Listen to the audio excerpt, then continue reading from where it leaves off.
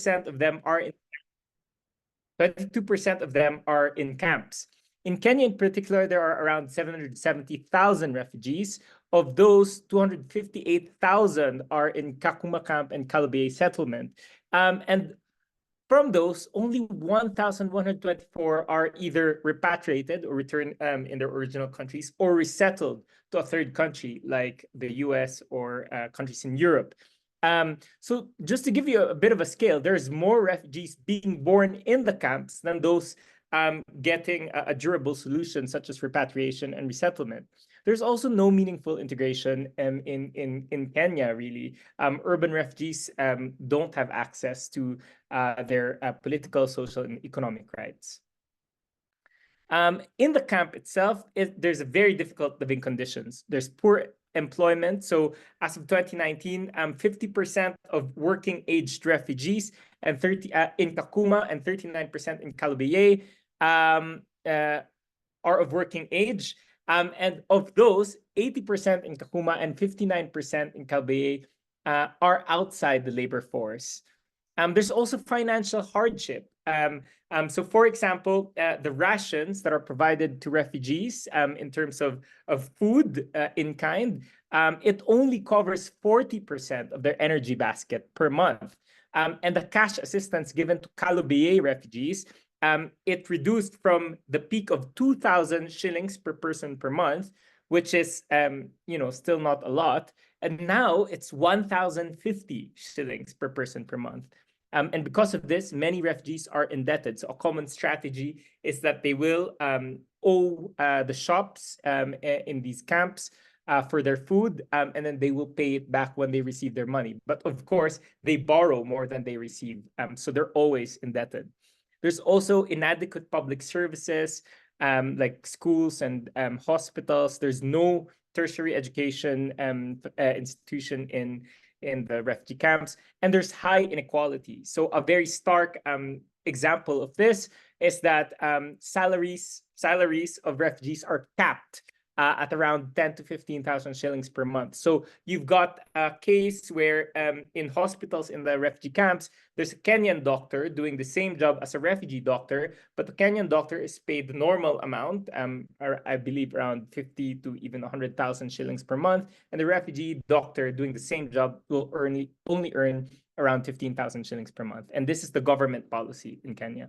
And there's also social inequality. Of course, refugees feel discriminated. As Michael Barnett argues, they're at the very bottom of what he calls the global humanitarian color line.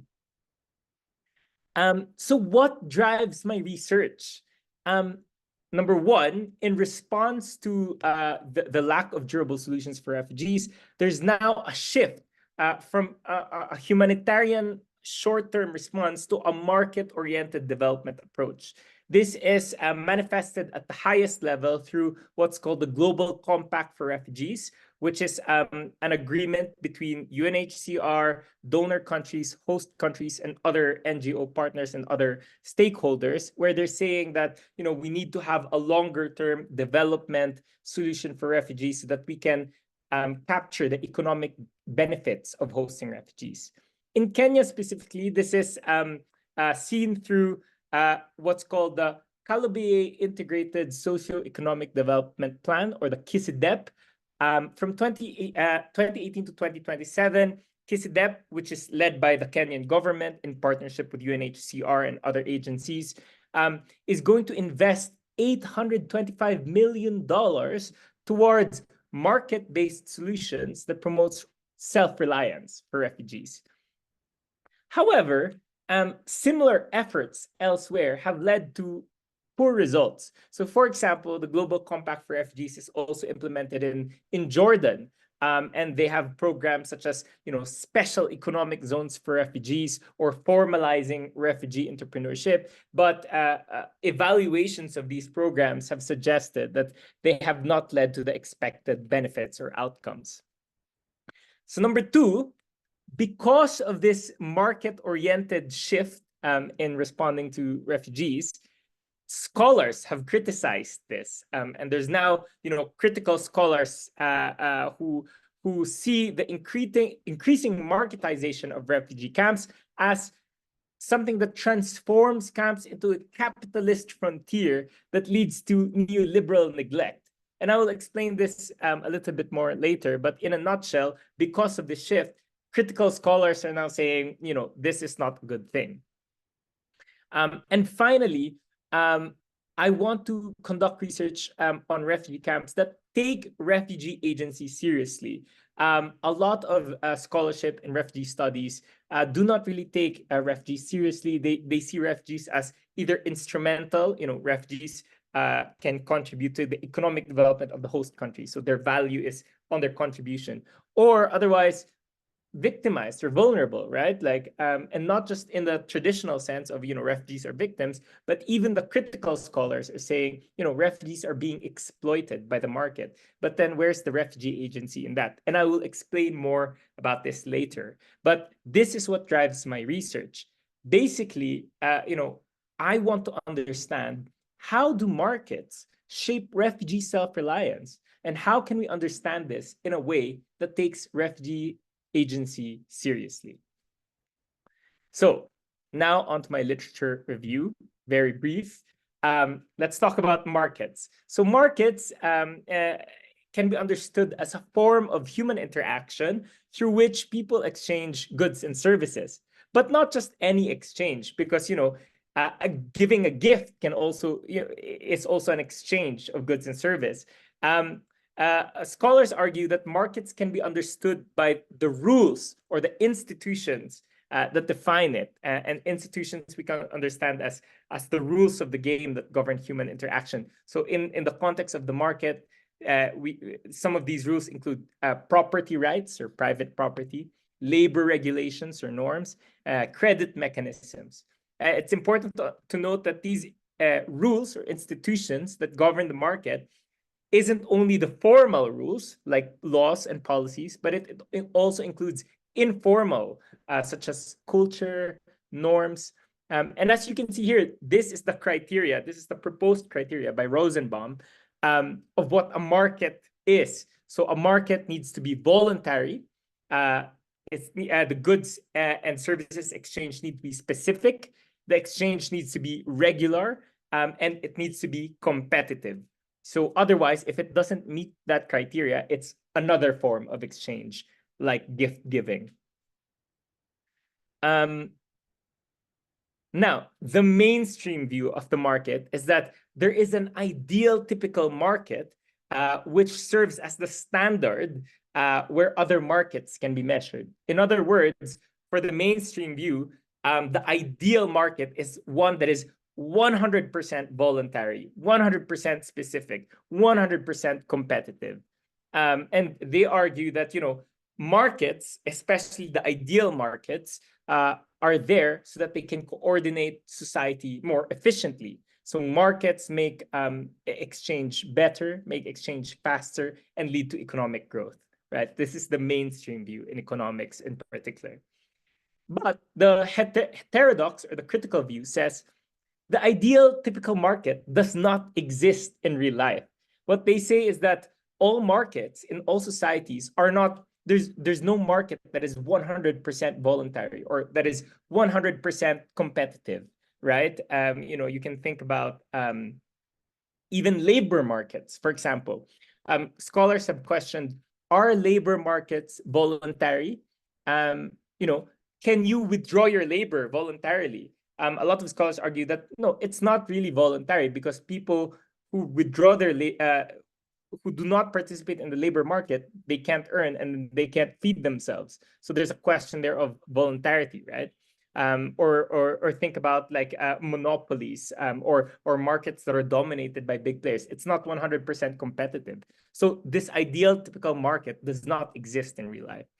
It also reflects a West is best bias. So the definition of the ideal typical market closely resembles markets that are seen in the global North and overlooks the many markets that exist in the global South, which are less competitive and more relational, closer towards gift giving, but there's still a market. The scholar who conceptualized this, Rosenbaum even admits that he developed this definition largely in a largely formal manner, and it's an a priori conceptualization of markets. In other words, it's not based in reality. And critical scholars and heterodox scholars say the presence of features is a helpful criteria to distinguish what is market. By naming these features, we can tell, this exchange is a market versus this exchange is a gift. However, it's the degree of features and the insistence on this ideal typical market that reveals the underlying neoliberal assumptions about the nature and purpose of markets. That is, coordinate societies more efficiently for economic growth and to make the markets more free. Let's talk about self-reliance. Now, the mainstream view of self-reliance is basically the UNHCR definition. And the UNHCR defines self-reliance as the social and economic ability of an individual or a household or community to meet essential needs in a sustainable manner with dignity. And then scholars argue that, self-reliance decreases dependence on aid, promotes autonomy, harnesses economic benefits for refugees. So it's a win-win-win scenario. It's a win for refugees. It's a win for the host country because they can get economic gains. And it's a win for the donor countries because they can fulfill their responsibility to the refugees without actually the refugees coming to their countries, right? Like Europe or the US. The critical view, however, argues that self-reliance is influenced by neoliberal ideology. So there's a lot of focus on the primacy of the market and the responsibility of individuals. And it idealizes, independence. The mainstream view thinks that dependence is decadent. Its byproducts are laziness and degeneration and poverty and crime. However, this self-reliance, critical theorists argue, has led to the reduction in welfare assistance for refugees and more market-oriented support such as skills training for employment. And this is happening in Kakuma, where there's a narrative of, refugees must be self-reliant. And so that's why they're reducing the rations. Another critique is that self-reliance isn't actually defined through refugees' own understanding. So what UNHCR and other NGOs, how they measure self-reliance is very top-down. It doesn't take into account refugees' own views. And its measurement is focused on the individual, even though their definition talks about community. The way that they measure it is very focused on individual. It's also focused too much on economic needs. So it's focused too much on basic needs, but not other needs. So for example, political participation or social relations. These are not reflected in commonly used self-reliance indicators. And finally, there's a shift of narrative from refugees as vulnerable victims to responsible economic and market actors. And some critics argue that, this makes refugees and their humanity contingent on their potential to contribute productively to the economy, which is, which may have, certain implications. So to summarize, I've created a kind of table of how different schools of thought and different different schools of thought make sense of the refugees. So we've got what I call the conservative view, right? This is the traditional view, and this is how many governments around the world view refugees, which is that refugees are a burden and they pose political and security threats. The refugee economy is illegal, that will be a drain to the local economy. Markets and self-reliance should be prevented, so refugees must be restricted and controlled. So that's the conservative view and to some extent outdated view. Now the mainstream view, which is what I've outlined just now, and it's really gaining currency, is that refugees represent surplus labor whose productivity can contribute to the economic development of the host country. The refugee economy is an informal economy from which development gains can be harnessed. A freer market will lead to responsible, productive, self-reliant economic actors. And so the solutions must be usually are typically top-down solutions that are focused on efficiency, such as formalizing refugee businesses and special economic zones. So these things, for example, have been implemented in countries like Jordan. And now the critical view looks at refugees, their disposable populations exploited under neoliberalism.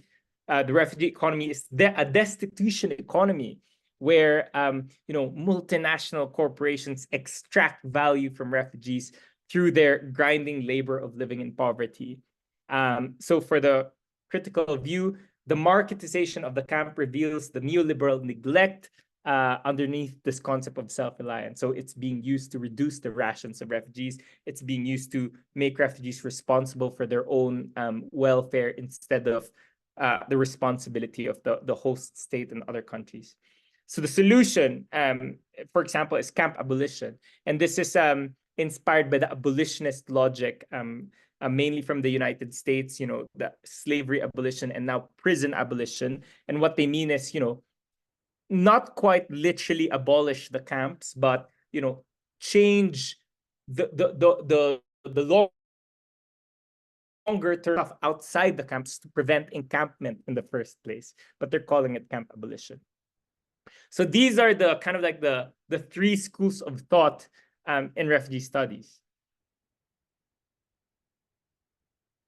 But I question this because I feel like this is an incomplete picture. So I'm not saying that these schools of thought are wrong. What I'm saying is I think that it's incomplete.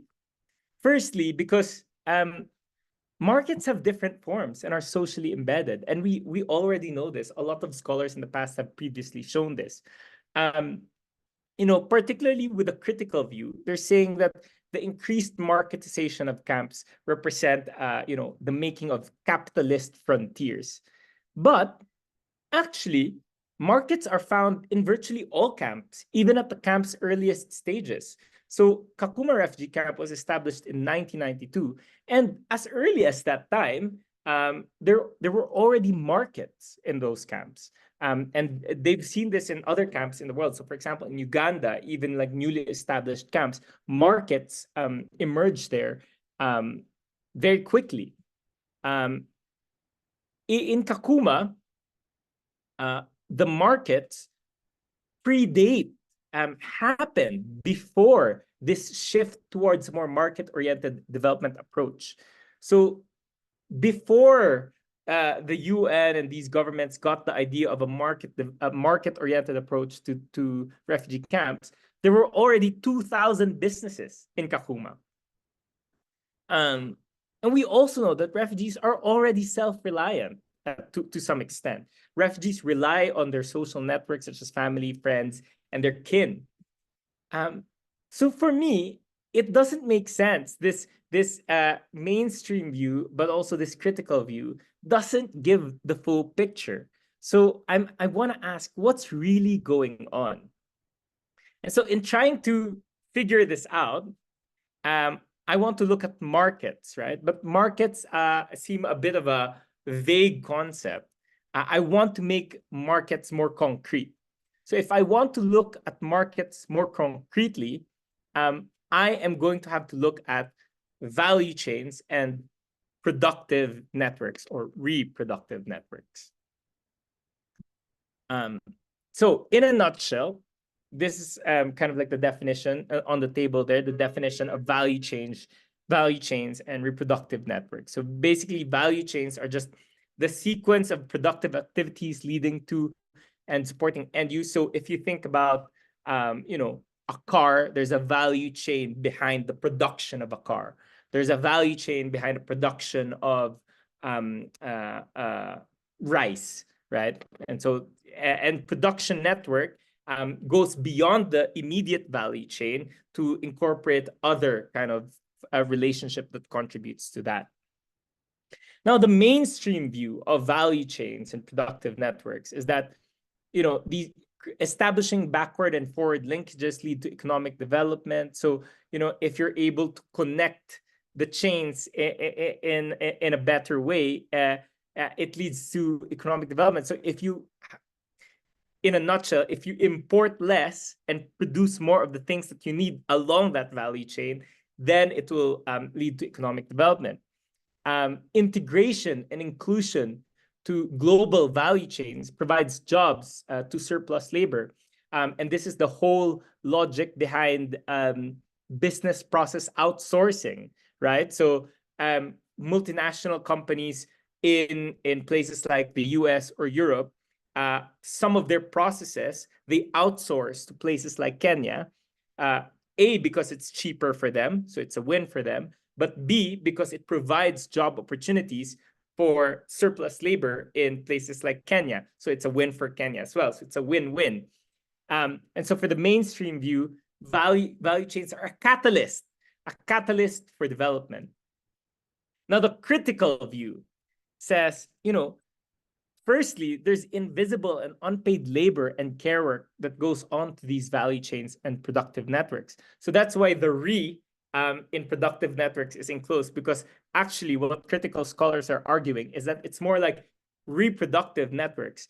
So you think about the workers, right, in these value chains.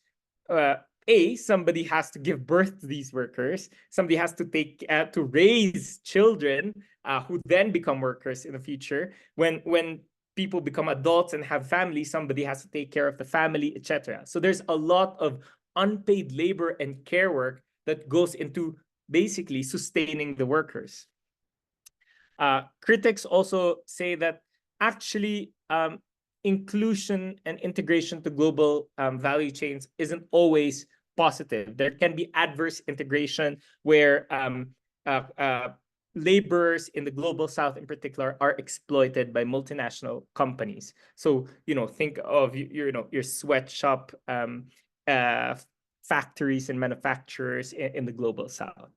And it transforms previously unusable populations into laborers that can extract their value. So for the critical view, value chains can be, it can lead to the capture of laborers and workers. So I've spoken about markets, self-reliance, value chains, and I want to look at it in Kakuma refugee camp. And so this is my research design. Here now is my research questions. So in investigating the dynamic between markets and self-reliance in refugee camps and settlement, I asked two main questions. The first one is, how did markets emerge in Kakuma camp and Kalobeyei settlement? So markets in theory are not allowed in Kakuma camp. There are restrictions, ever since 1992, there are restrictions that refugees cannot, leave the camps without a proper pass. They cannot establish businesses. They cannot work. But despite all of these restrictions, markets have emerged. So why did that happen, right? And how did that happen? Number two, do the emergent market systems, specifically the vegetable and the digital value chains or production networks, and I'll talk about these later, do these emergent market systems promote or impede refugee self-reliance? In other words, does the market, help or hinder refugee self-reliance? And really the underlying question in the two of these is that, how can we interpret the phenomena of marketization and the idea of self-reliance in Kakuma camp and Kalobeyei settlement, and even beyond? So this is really the research question. Methodology, so I'm doing case studies. So far, I've interviewed 100 people, 25 are in the agricultural sector and 20 in the digital sector. And I'm doing within case comparison between two value chains. So the two value chains that I'm looking at is the vegetable production and the digital production. So these are some of the sites that I'm looking at. And why I chose this has to do with their demand. So my intuition tells me to believe that something about the demand will matter in my analysis. So the vegetable production, the demand is internal. So the vegetables are consumed by the refugees themselves. So it's fulfilling their own need. Whereas the digital production, the end consumers are outside of the camps. So mainly tech firms and individuals in places like the US and Europe, in the global north, basically. So this demand, I think, is key, which is why I chose this to illustrate the differences between this two kinds of value chains. So now, initial findings. Let's talk first about the vegetable value chain and reproductive network. So with the KISEDP plan, they're investing around $57.36 million around agriculture. Here are some of their goals. So increase crop production, develop market systems for agriculture, increase consumption of nutritious diets, strengthen producer groups, and link to market. So you can really see the market-oriented approach. And then this is some of their indicators. So they want to increase the irrigated land for horticultural production, increase dryland farming, etc. I'm looking at three areas, 6 farms in Kakuma and Kalobeyei. And it's worth noting that 48% of refugees in Kakuma were previously agricultural workers in their original country. This is just a quick illustration of the vegetable production network. So the vegetable value chain, the immediate value chain, is at the center, and then the network includes, all of it. So you can see these are the providers of the care work. This is where they get service and capital inputs. This is the provider of governance. So the government and the UN sets rules and laws and policies. And then the human resource input. So, schooling, skills training, university, etc. The orange squares in the middle, refugee farmers and host farmers, that's my focus. So these are the people that I mostly interact with and I interview. But they're just my entry point, really, and they're my focus, but I'm really looking at the whole network. The ones in the purple boxes are refugees. So you can see half, or if not most, of these boxes are purple, which really shows that refugees are already self-reliant, right? Like they're the ones, their efforts are the ones making possible the thriving of this production network. And then in the value chain, the one in the red circle represents the value chain, the parts of the value chain which is inside the camp and the settlement. So the ones in the red, they're the ones that are inside the camp. Some of them are half in, half outside, because so for example, the retailers, there are some retailers that are outside of the camp in the Kakuma town, but that's what's inside. So that's just so what did I find? So I'm going to approach this through institutions, right? Because we're talking about market institutions. So the rules that govern market exchange. So I'm going to talk about 3 institutions: property rights, credit, and governance. So in terms of property rights, the institutional context is that the land in Kakuma is owned communally by the Turkana, but kind of it's quite unclear because it's owned communally by the Turkana. But with the case of Kakuma camp and Kalobeyei settlement, it's been committed to the government of Kenya, who then is lending it to UNHCR for the camp. So it's kind of like a gray area, I would say, at the moment. Markets are absolutely not allowed for land. So there's basically, you can't have individual property rights there because land is communally owned, and refugees are not allowed to own land. And there's also a lack of investment on agriculture in Turkana because it's an arid or semi-arid land. So that's the institutional context. But what is really happening there? So refugees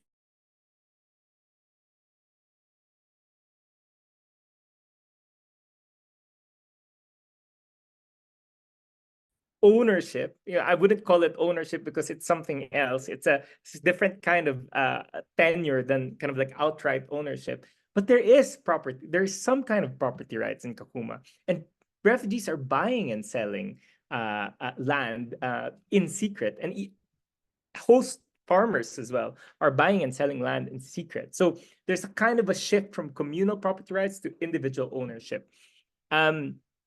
It's different arrangements. So as I've mentioned, there's 6 farms in 3 areas, and in each area, basically, there's a different arrangement.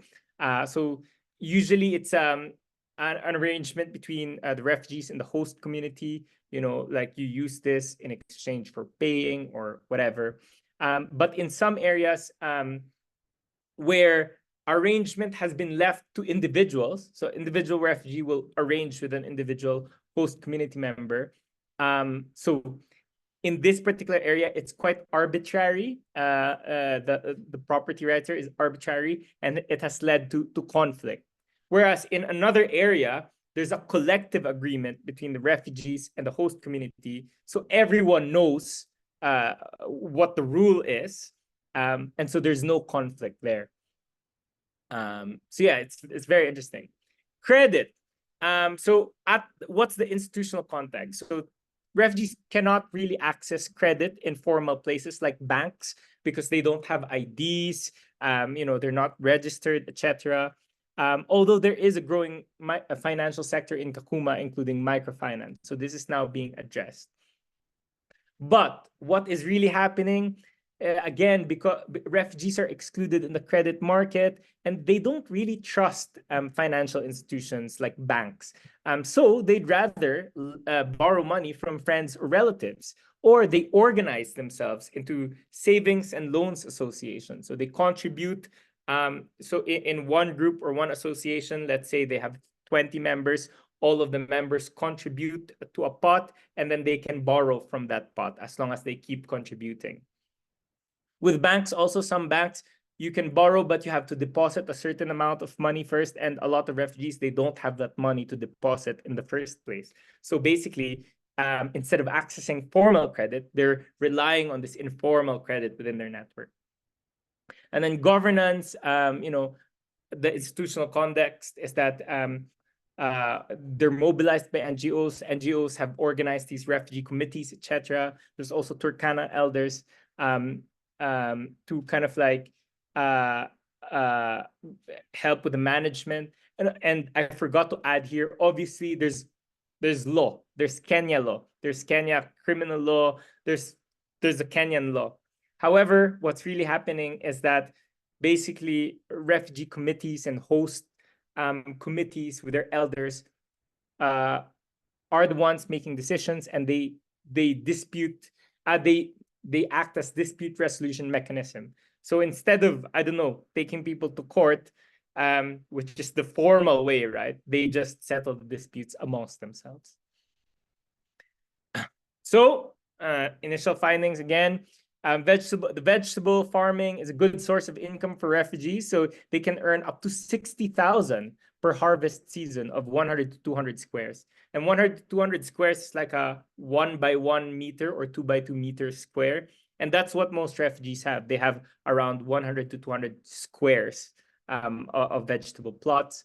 So 60K per month, that's way more than their cash ration, which is 1,000 per month, but also way more than the salary that they're legally allowed to earn, which is up to 15,000 shillings per month. There's some gender inequality in Kakuma in particular. Most of the farmers are men, and their spouses, again, are the ones providing care work. Biggest challenge is water. Both see the UN and government as the controllers of the land. Although the UN and the government are now exploring land tenure models, but this hasn't really been put to practice. And, I question what are the implications of this. There's distrust between the host and the refugees, especially when the arrangement is arbitrary. So again, as I've mentioned earlier, in some, it's collectively arranged. In some, it's up to the individuals to arrange. And this arbitrariness really creates uncertainty and conflict. There's limited support from NGOs. So these farmers, actually, a lot of them are not getting support from NGOs for their farming. Instead, NGOs are opting for a lot of agricultural innovation that, again, is very top down. So, for example, and I'm not against innovation, but why not support what already exists, right? So, for example, there's this one NGO that wants to be innovative, and so now they're trialing insect farming in the camp because they want refugees to learn how to eat insects. And some refugees do eat insects depending on which region they come from. In the same way that some Kenyans eat crickets, for example. But yes, sorry. You can conclude because of time, in the interest of time. Okay.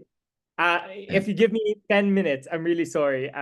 So yeah. Anyway, for the vegetable, the initial findings is that there is a potential to be catalyst because it is quite good for the refugees, but there are some issues. I'm gonna breeze through it because of time. I'm so sorry. The digital sector, again, huge investment. There's 30 digital hubs in Kakuma. Here's a photo of what they look like. One of the digital hubs.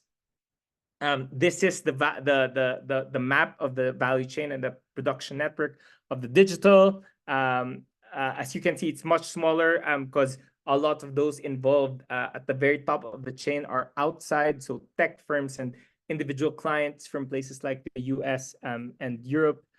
And what I've found is this, two institutions, skills training pathway and the digital hustle. So the skills training pathway, because of lack of prospects for refugees, especially after they finish Form 4 or high school, and because of the unequal pay in formal jobs, they're now opting to do skills training. They're now opting to enroll further in skills training. So what happens is they finish high school, they don't have anything to do, so they go to skills training. And there's a lot of CBOs that are doing this skills training. In part because of the narrative of, we're going to become a digital economy, so you have to learn digital skills. And so donors really fund this in Kakuma refugee camp. Donors love digital skills training. And CBOs, refugee-led CBOs, because there's a lot of donor funding, then try to implement these skills training, and then a lot of refugees join this. And then also digital hustle, right? It's a Kenya-wide phenomenon. There's a lot of digital freelancers in Kenya because you can earn money there quite easily. But there are barriers for refugees, specifically lack of documents and ID, which means they can't register to some websites. Kenyan government cracked down on freelancers because of tax reasons. So Kenya wants to tax these freelancers, but it's hard to implement. And this is driven by, again, the BPOs outsourcing their work to Kenya.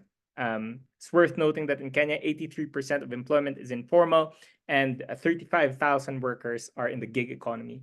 So in the refugee camps, what they do is they do this complicated maneuvers to bypass the restrictions. They do VPNs, they have different phone numbers, they have multiple accounts so that they can access these digital platforms. But really, they lack the knowledge of what they're doing. I'm looking at AI data annotators, by the way. So this is data annotation for AI. So findings, it can be a good source of income, so up to 40K per month, but it's unstable. It contributes to the inadvertent feminization of labor because a lot of the people who do digital skills training are women and girls. There's no comparative advantage for refugees, so their global competitiveness is really questionable. They have no meaningful say on their work because they don't have any bargaining power because their bosses and their managers are remote, right? So when they have a complaint, it's a help desk, so they really can't say anything. And one of my questions is, does this crowd out more meaningful work in the camp? A lot of refugees go to digital work because this is where they can earn money, but could their skills have been put to better use in the camp that will lead to more productive purposes? So the outcome, largely captive, because it weakens the self-reliance to the external demand. It's unpredictable, and the billion-dollar tech firms are profiting off refugee labor. So my initial insights are going back, markets impact on refugees, especially with regards to their self-reliance, depends on the institutional configuration of that particular market. So markets are neither all positive or all negative. It depends. So this increasing marketization doesn't necessarily lead to negative outcomes because it, especially in contexts where markets have been restricted. So in places like a refugee camp, or even in other countries like, say, North Korea, or ex-communist countries like Vietnam and China, where markets are not allowed, increasing marketization can actually be a good thing, right? And refugees are already self-reliant. They rely on their, not just on their social networks for survival, but on refugee-owned businesses, on refugee-owned organizations, so that these mini industries can thrive. So the goal shouldn't be self-reliance, but just interdependence. And to conclude, I now propose a kind of an alternative view from the existing view, which I'm calling constructive view, which is that refugees are political agents who are resisting the restrictions and inequality. The refugee economy is a resistance economy, and I borrow this from scholarship on Palestinian refugee camps, where everyday politics, so refugees' subtle disobedience actually leads to the emergence of markets, and that markets grew out of refugees' own self-reliance, creating cracks amid oppression, but hindered by unjust relations, especially when the power is not there. So, for example, with the tech firms. And the solution should be solidarity, but also transformation, really bottom-up solidarity. So starting with what already is there, instead of coming up with these top-down innovations, really looking at, okay, what is already there? What can we support with what the refugees are already doing? So I'm going to stop there. Thank you so much. And I apologize that I ran over time, but thank you. Okay, thank you very much, Arbie, for that presentation. Now, we'll give our discussant, Gideon Wafula, about 5 minutes to give his key highlights. And then we already have questions in the chat. I can see hands up. We'll be giving you opportunities. So we'll have Gideon. Gideon is a PhD student at IDS, Institute for Development Studies, and he's a specialist in socio-enterprise interventions and also issues to do with livelihoods and capability development. So Gideon, if you can hear me, you can take 5 minutes. Welcome, Gideon. All right. Thank you, Dr. Ngugi.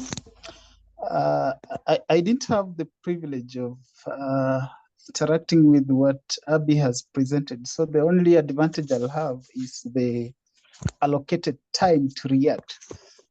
If I don't give anything constructive, I think I've excused myself, mapema. So I will dive in. I really like what Arbie is doing in terms of looking at the market-based solutions for refugees and whether that then contributes to self-reliance for refugees or not.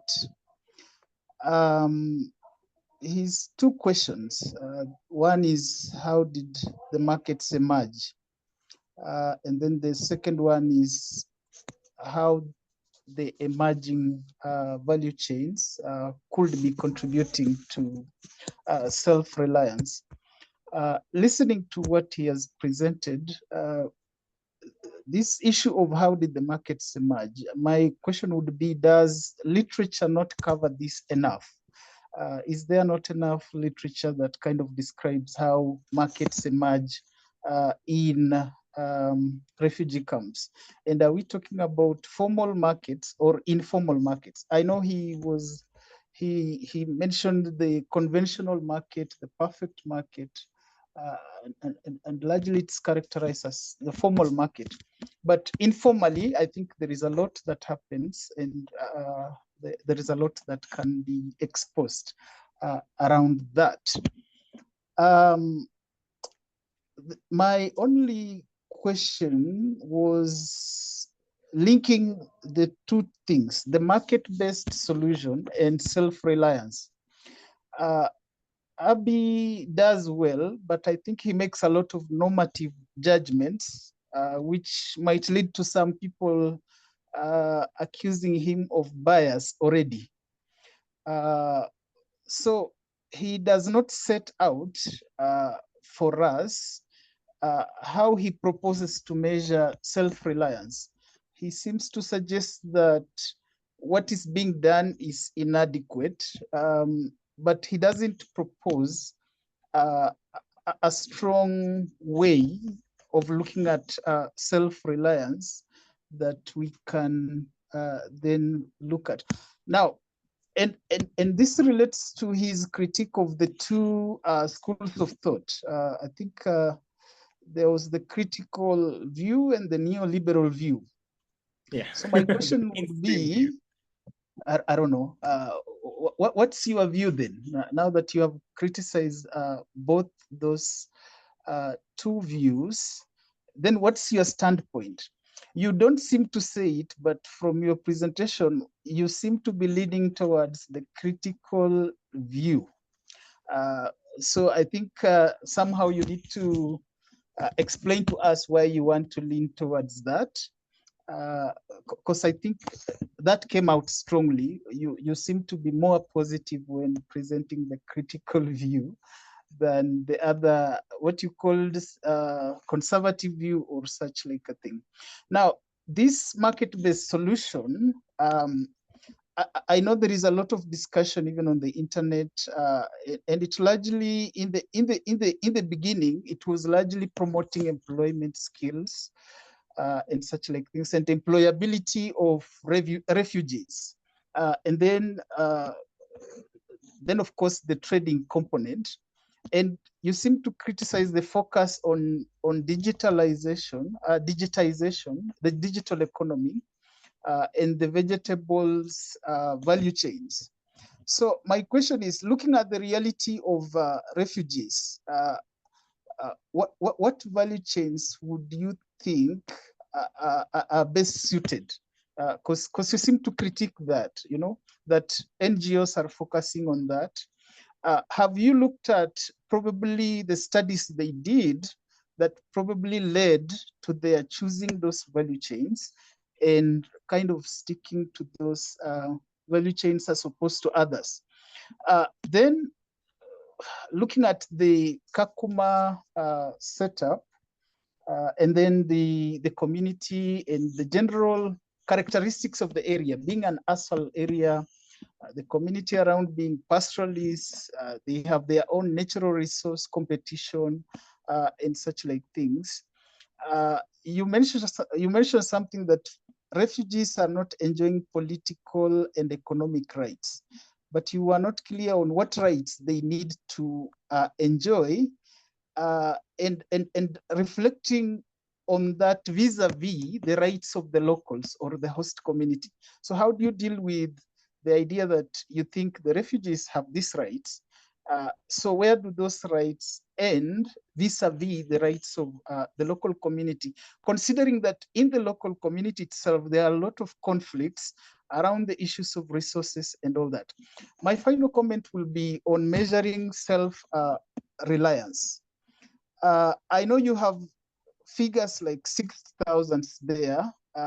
Now, does gaining 60,000 per month from vegetable farming contribute? Is that an adequate measure of self-reliance? Is this 60,000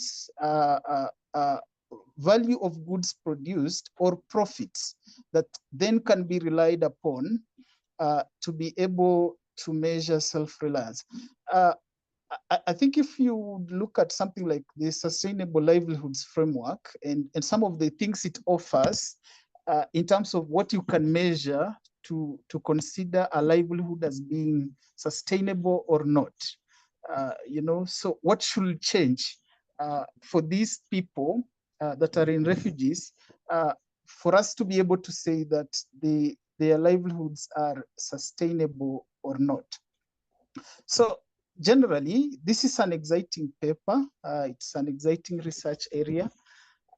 But you seem to have your own nuances already. And you are largely describing the situation, but I wish you would do more in trying to ascertain whether the market-based solutions being provided are actually contributing to self-reliance or not, because I think that's the critical part. So how would you do that? You need to refine and decide what is self-reliance from your perspective. And now that we are dealing with the refugees, what would be self-reliance for somebody who is a refugee? There are technicalities there. This is, people who might be here temporarily, they need to go away at some point. If you're doing a business, you have to consider break even, there are risks involved. Where do they get these goods? Now that you're analyzing the value chain. So at what point should a refugee play in the value chain so that they get maximum benefit that would then contribute to their self-reliance? Now, you didn't share the paper, so I'm just saying these things from what I've heard, but maybe if you shared, I would be able to offer maybe more constructive ideas. Dr. Ngugi, I'll stop there. Thank you very much, Gideon, for the key highlights. And I hope, Arbie, you've noted the key issues being raised here, from emergence of the market, measurement of self-reliance, and even you have a suggestion on what you can rely on when it comes to sustainable livelihood framework. From your analysis of the different views, your standpoint, and also issues to do with the value chain selection, the two that you have. Then there is an issue that was raised about refugees, political and social rights, and compare that to the host communities. So several issues. In the interest of time, thanks Gideon for that. I want, Arbie, we combine several other questions and comments with what Gideon have highlighted, so that you will respond to them together. We had two people who had their hands up, Kanyiri and Josephine. You can start with Josephine.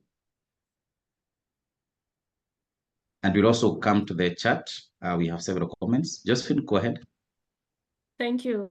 Hello, everyone. This is Josephine Gitome from Kenyatta University. I'm grateful to hear from our speaker this afternoon and looking at the marketability as far as the refugees' goods are concerned, and even the whole scenario of marketing among the refugees. It sounds like the real scenario. That is what I've been to Kakuma several, and that's the scenario I'm just looking at, but now given more details. And it is a good document. However, just like the discussant raised a question, what were the concerns? What was the problem that our researcher went out with? And through the discussion, the findings and the conclusions, what is our takeaway? Those are the questions I was asking. But then even as I thought this could be it, I asked, but what was it that was the concern? So if you could just go back to that. Maybe you mentioned and I missed it, I'm sorry, but it is good to know exactly what were the concerns, then the four sides that you're thinking, if we picked this and we tie it with this, we could be coming close to a solution. Because for sure we know refugees are marketing their goods, and we also have the problems of they don't have the rights to work. Officially, it is there according to the acts that have been signed so far, but on the ground, you're just reminding us things are as they were even before these refugee acts were passed. So it tells us we have still a lot of work to do, and it's a big concern. However, I hope I have posted the question right. I'm looking forward to the answer. Thank you very much. Back to you. Thank you very much, Josephine. That's well noted.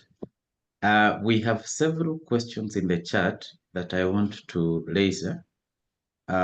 We have one from Helen from NLC. And the question reads, how can we best measure self-reliance? Not only seeing this through an economic and financial lens, but also in terms of physical safety, legal, social cohesion aspects. So what framework or set of indicators are useful to refer to in this respect?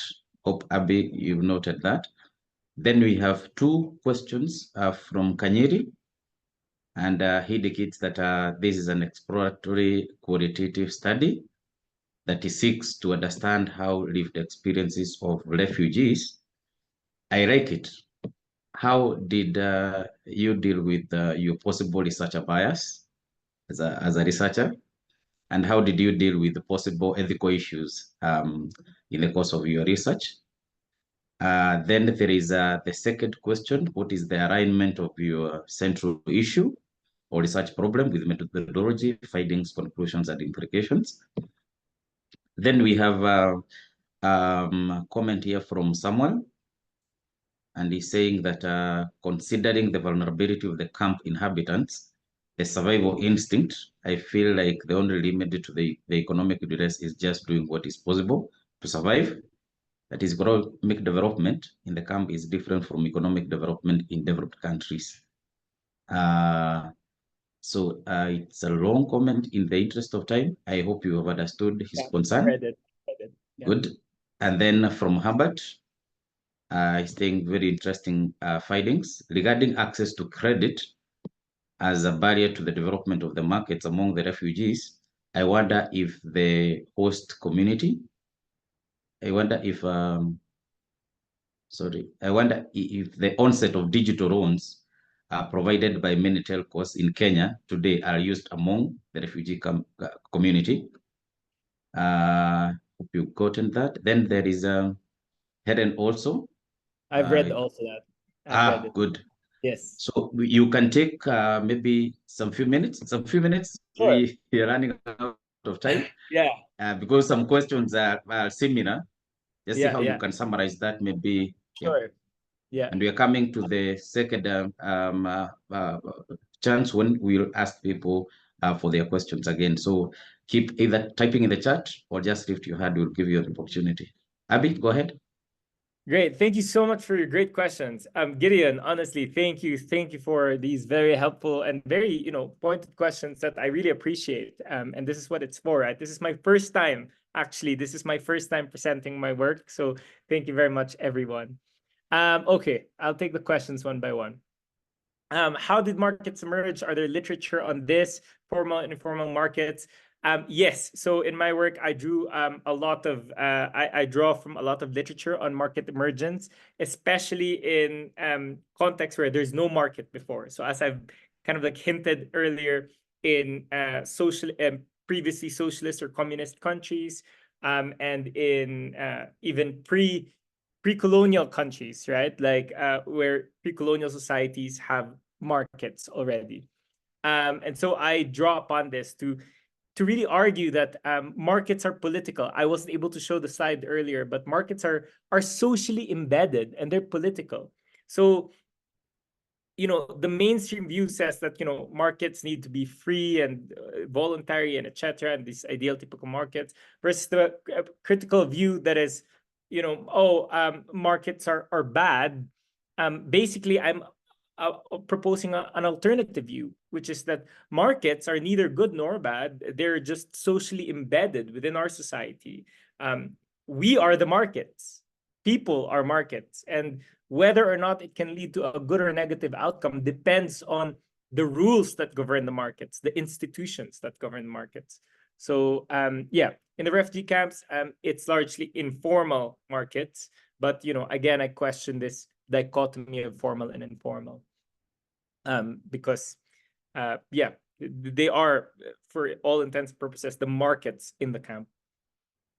So second question is, am I making a normative judgment?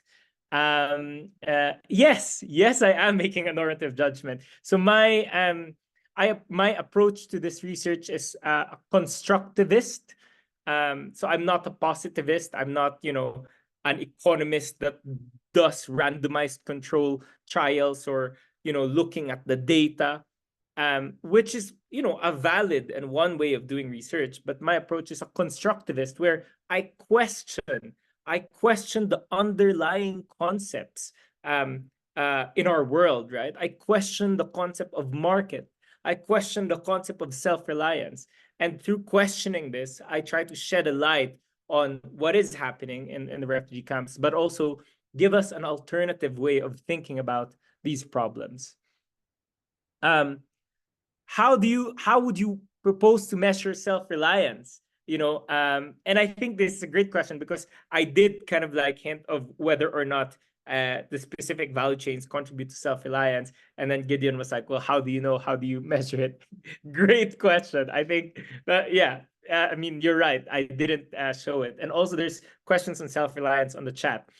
So one chapter, so this is just one chapter, right, of my PhD, is around the value chains. One chapter, which I didn't get to talk about, is the definition of self-reliance. And my initial finding, so I actually did a workshop with a bunch of refugees and tried to ask them how they understand self-reliance. And so how would I define self-reliance in my research?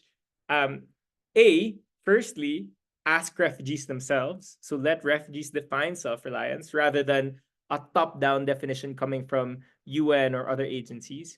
And B, I don't have yet the concrete new definition or framework, but it will certainly take into account the public goods that refugees contribute, their social relations, and their political participation in the camps, right? So it's not just about the individual refugee, and it's not just about basic needs, but it's also going to be about collective self-reliance. And this really came out in my workshop with the refugees. When I asked them, how do you understand self-reliance? Some of them said, good infrastructure is self-reliance. Having good public services is self-reliance. And currently, this is not reflected in the definition UNHCR uses, for example. What is your view? So Gideon mentioned that there's the mainstream and then the critical view, even the conservative view. So what is my view? He's right in saying that I am leaning towards the critical view, but I also proposed my alternative view, right, which is the constructive view. Oh, sorry, can't seem to share my screen. So just to kind of like show it really quickly again, my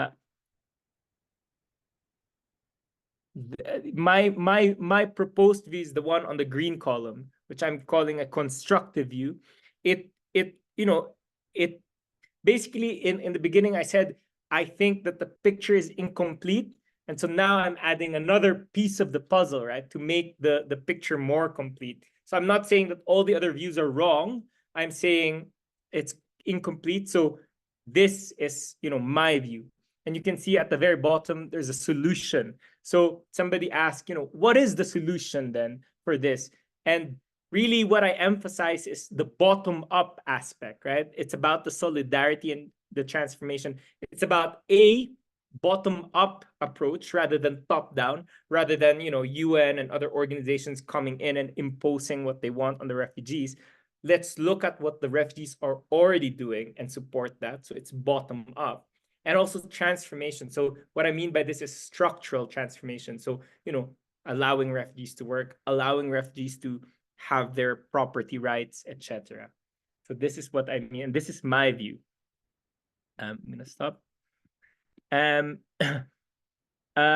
So there's also what value chain is best suited if I criticize both. So in my presentation, I pointed that the vegetable value chain, I think, is potentially a catalyst. So I think the vegetable value chain is good because it caters to the needs of refugees themselves. The demand is inside the camps.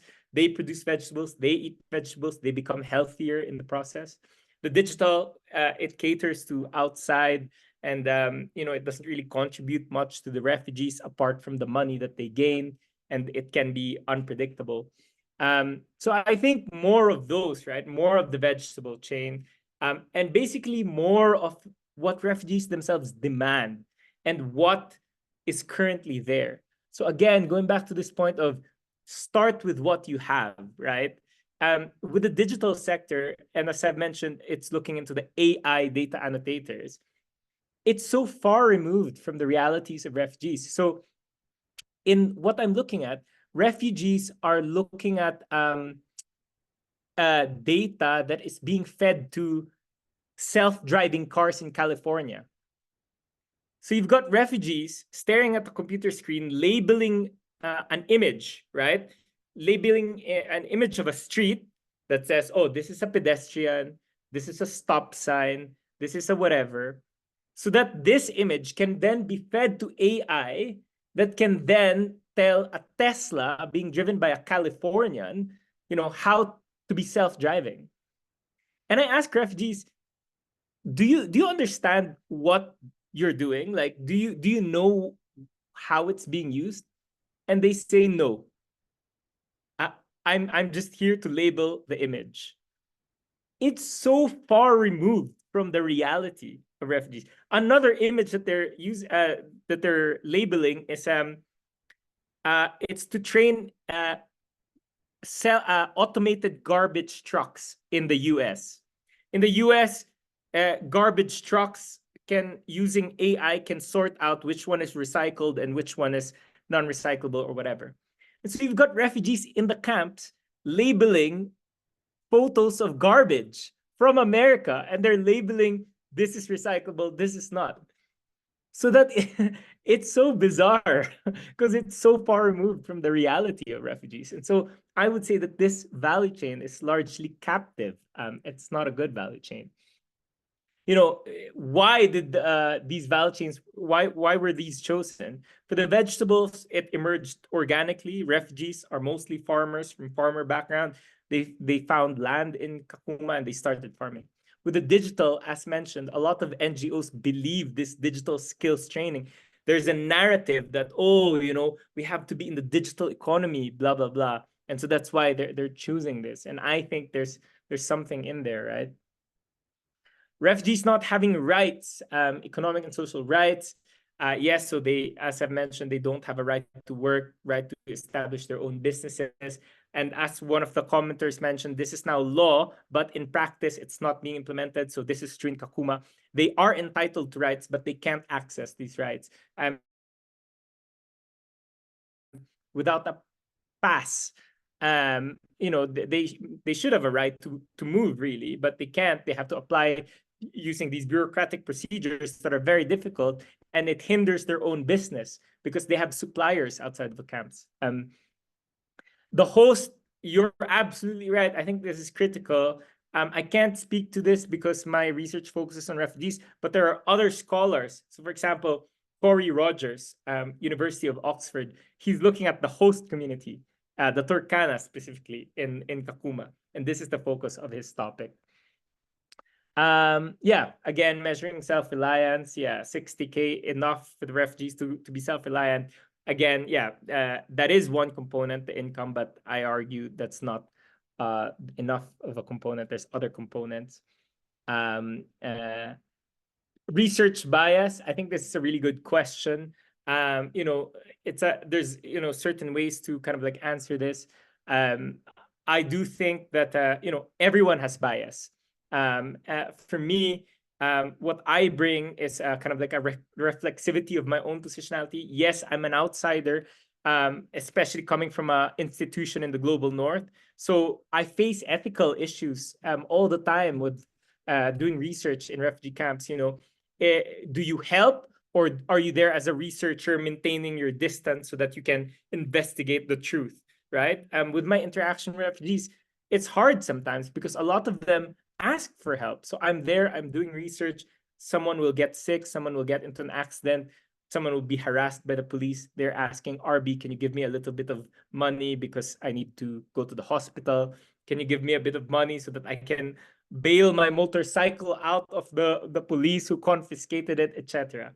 So there are live ethical issues that I have to confront as a researcher there, coming from the global north. But at the same time, I'm from the Philippines originally. Most of the research done in global north institutions are by Western academics, which is my suspicion, but I can't confirm this, which is why a lot of these binary mainstream and critical views are coming agency seriously. But for me, as coming from the global south, who is also a migrant, I'm a migrant in the UK, I really focus on refugee agency. Like, I focus on the agency of the person rather than these very totalizing concepts that other schools of thoughts are imposing. Digital loans, yes, there is a presence of digital loan companies there now in Kakuma. They've just started out, so they've just recently set up their branches there. Not a lot of refugees use them. Some do, but not everyone. Again, there's the distrust in formal financial institutions. They'd rather ask money from a friend. And I love the final question that I'll answer for now is what's our takeaway, right? What's our takeaway? If I can offer one takeaway from this, is that markets are political. They're not inherently good or bad. For mainstream scholars, they're good. For critical scholars, they're bad. But actually, they're not inherently good or bad. It just depends on the institutions. So that's the one takeaway. Markets are not inherently good or bad. They're political, and their outcome depends on the institutions that govern them. And then number two is refugees are political agents, and so let's listen to them. Whenever we come up with a solution for refugee camps, let's avoid top-down solutions. Let's avoid top-down innovations or whatever. Start with what refugees already have. Start with what they're doing. Listen to what they're doing, and then build on that. So, listen to the vegetable farmers instead of, I don't know, inviting tech firms and asking refugees to use data annotation for AI. But yeah, two takeaways: markets are political and refugees are political agents. Those are the questions. If there's any more, I'm happy to answer. Okay, thanks, Arbie, for the response. I'll ask our discussant, Gideon, maybe to prepare to give a rejoinder. But maybe I want to inquire from you, Arbie, from your institution, whether you have someone here, maybe your supervisor. So unfortunately, I think, James, I did invite my supervisor, James Potzel, but I think he's not here because he's having some health issues. So he's in the hospital a lot. So he did warn me that he might not be able to make it. So It's all right. I'm sorry it's okay. about It's that. good to know. Yeah, it's okay. So maybe if you have any other question before Gideon comes in, any question? I see Professor Jama is here with us. Good to have you, Prof, together with everyone else. So Gideon, you can take a minute or two to give a rejoinder to responses provided by Arbie. And thanks for everyone who is listening in and the questions that are there in the chat. There are several that are coming in and comments. So thank you for that. Gideon, go ahead. Asante. Thanks, Arbie, for responding quite elaborately. You have spoken well. That's what I would say. However, I would challenge you a bit. You seem to be carrying a bit of personal bias into this. And I'll start with your assessment of the digital engagement. These are refugees, and we want to prepare them for something that they can probably even carry away once they leave those camps and go to their places. My question to you would be, what's that we can give these people that they can use, start now and probably use even after that? So you are saying them sitting there and doing those supervised learning for machines across the oceans is wrong from your perspective. Is it really? Is that what they told you, or that's your value judgment?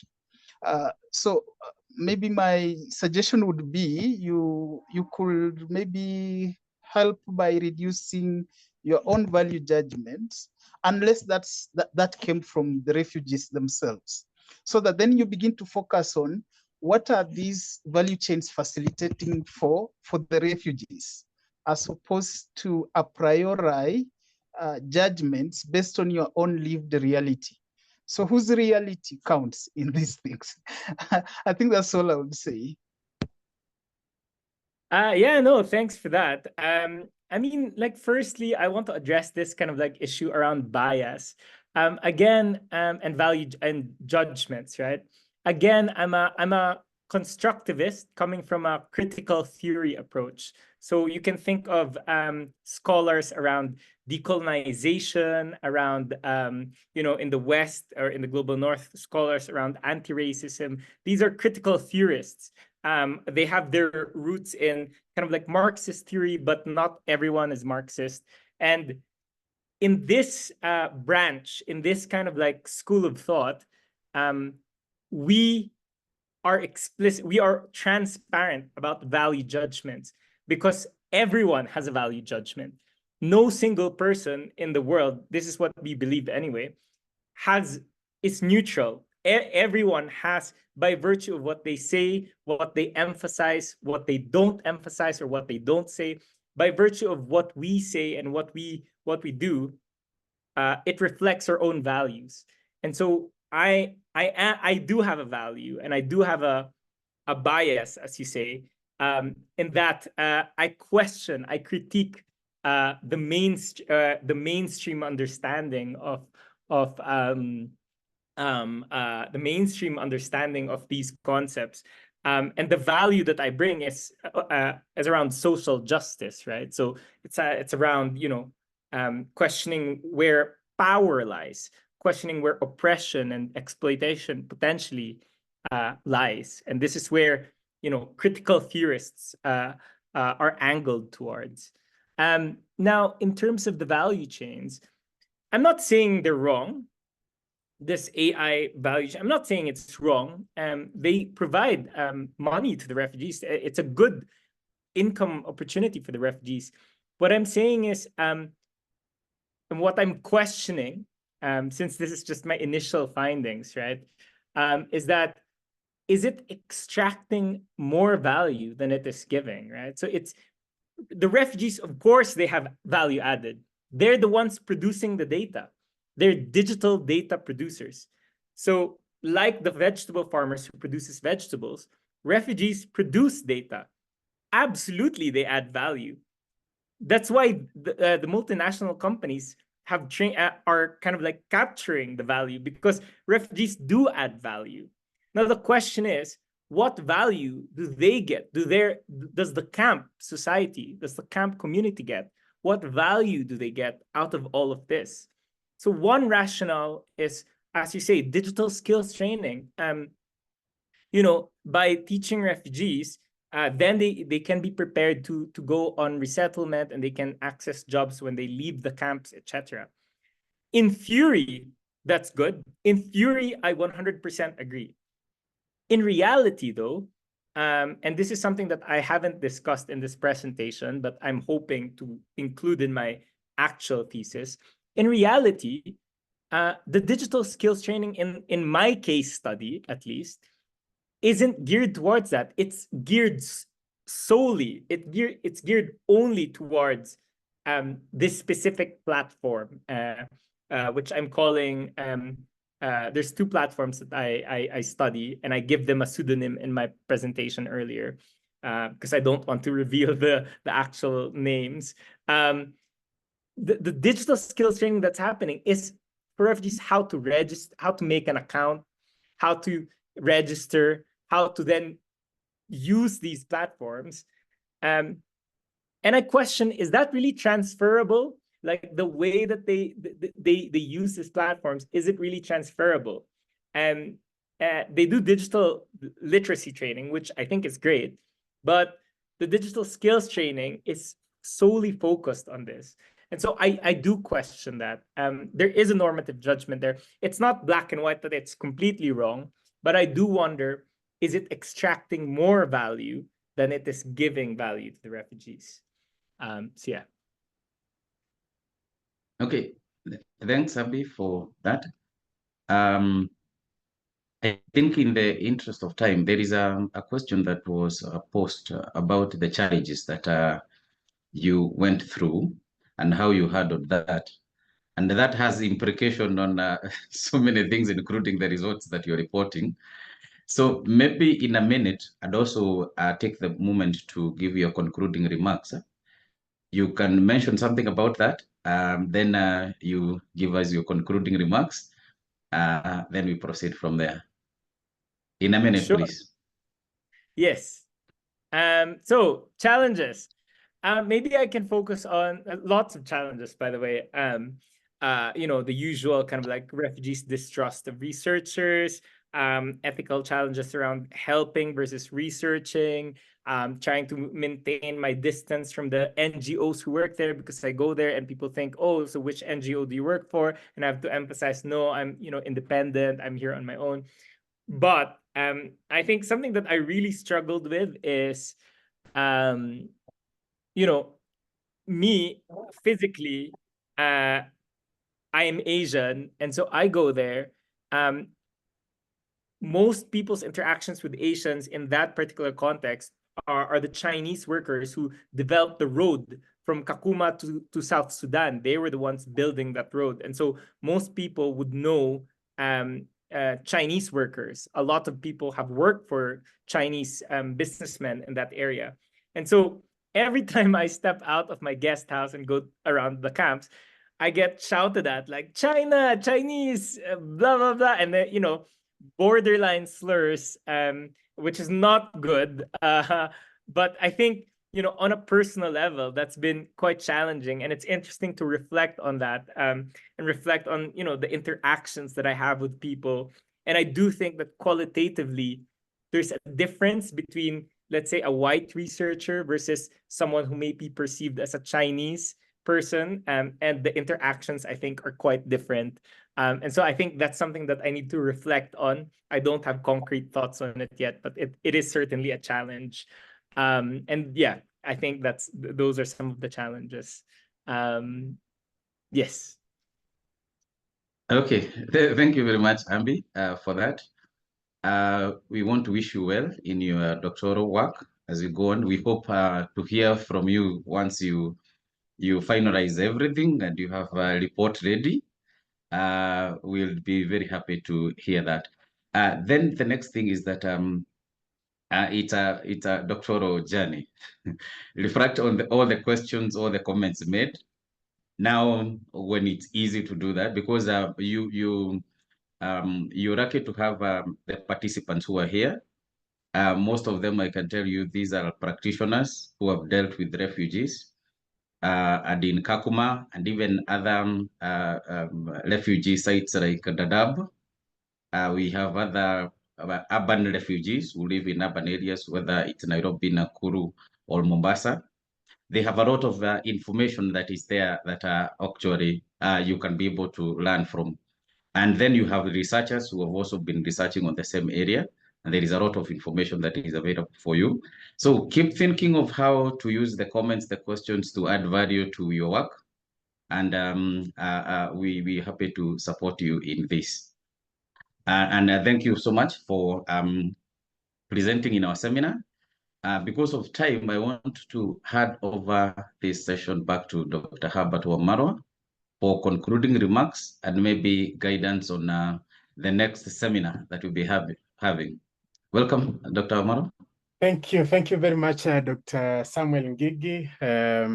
on behalf of the Institute for Development Studies and the University of Nairobi, I want to say thank you very much first to Arbie for choosing to collaborate with us. I'm very happy that this has happened. It's been quite some process, Arbie, as you know, from the time when you conceptualized this. We have also had some challenges here and there, securing permits with NACOSTI and all that. But I am happy that your fieldwork is ongoing and you are already having findings which you have shared with us. I know that you still have more months there with additional fieldwork. So it is our hope and prayer that this seminar has been, gosh.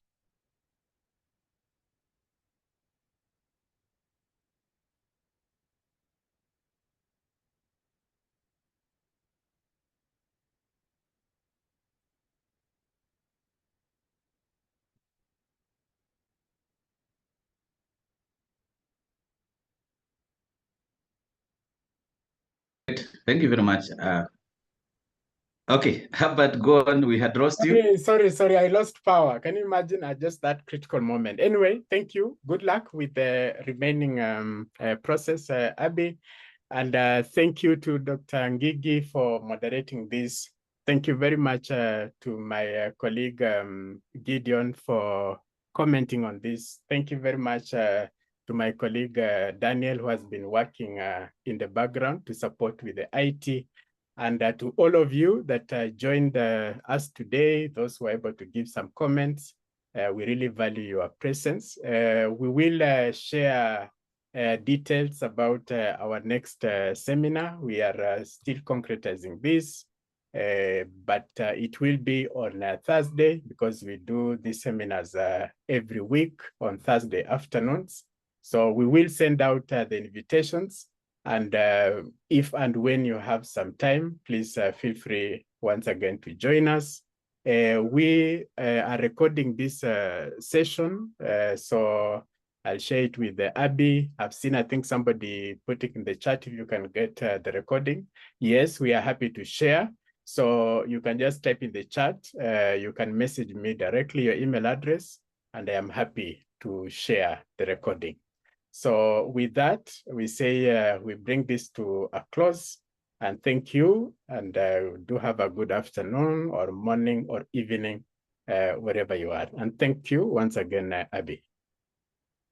Thank you so much, everyone. Thank you, Herbert, and thank you, everyone who helped organize this. Thank you all. All right. Thank you. Bye-bye.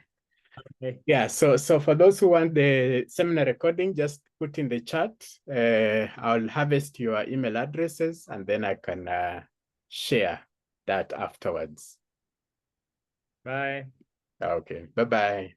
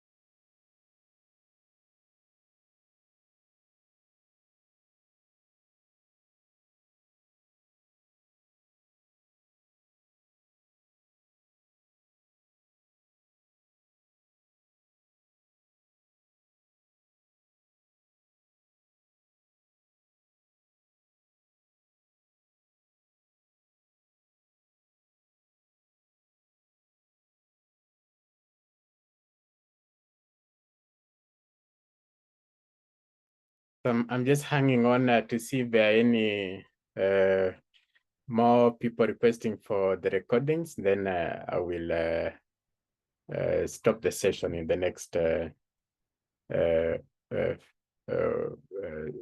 few minutes.